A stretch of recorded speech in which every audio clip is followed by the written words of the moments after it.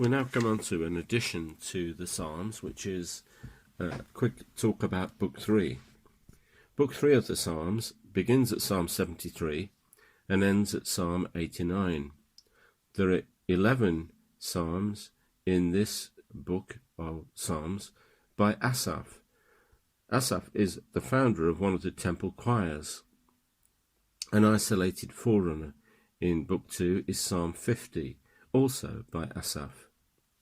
So 11 are by Asaph, 4 belong to the sons of Korah. This is basically called their second edition, because the first were found in Book 2, Psalms 42 to 49.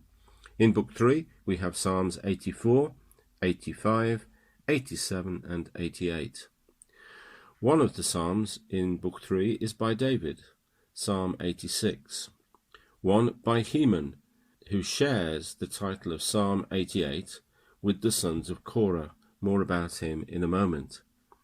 And the final psalm in this group is by Ethan, and that is Psalm 89, which of course means that the 11 psalms by Asaph are 73 to 83. Again, Elohim dominates this book, 73 to 83, but some in the book, 84 to 89, are dominated by Yahweh. Some show the preferences of the authors, but some are editorial, adapting Psalms to the language of its users. You can see that in Psalm 84, 88 and 85. The sons of Korah and the Psalms of Asaph, both of these were bodies of musicians, and each had their own special stock of material. There are also 51 psalms in the Psalter entitled To the Choir Master.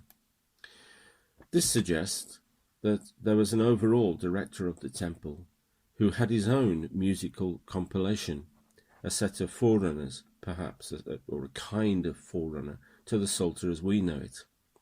So let's look at some of the figures in Book 3. The sons of Korah are basically a Levitical family whose children were spared after he died in his rebellion. If you want to read about that, look at Numbers 26, verses 10 following. One part of his sons became temple doorkeepers and guardians. If you look at 1 Chronicles 9, 17 and following, you'll see the indications of that. But another set became singers and musicians.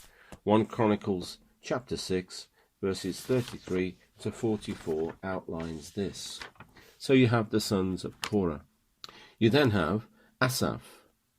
He is one of the sons of Korah, but he founded a choir of the temple, his own choir. If you want to look at that, look at 1 Chronicles chapter 6, verse 15, or 2 Chronicles 29, verse 30. In the headings, his name stands for his choir and not simply for him, as in Psalms 74 and 79. Their laments could not have been penned by Asaph himself, a contemporary of David.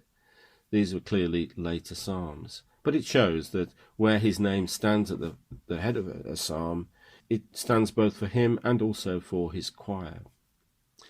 Henan, Psalm 88. Henan founded the choir known as the Sons of Korah that we talked about earlier. It was formed in order that it could help the temple in its musical formation. And Henan was famed for his wisdom. If you look at 1 Kings 4, verse 31, you'll see that. Levites are often associated with the names of other tribes. So although Henan was a Levite, his name is also associated with Judah, and he also had Ephraimite connections.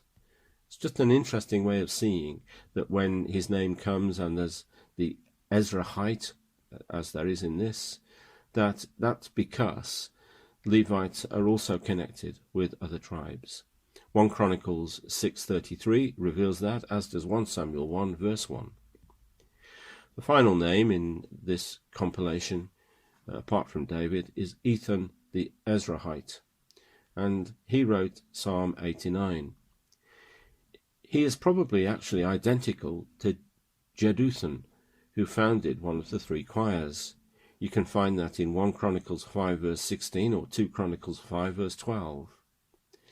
He shared with Henan a reputation for wisdom and membership of the same Judahite clan. Psalms 39, 62 and 77 also have Jeduthun in their titles. So those are the characters and the psalms that make up the third book of the Psalter. And soon we will be looking at Psalm 84 and Psalm 90, both psalms from this part of the Psalter. Thank you.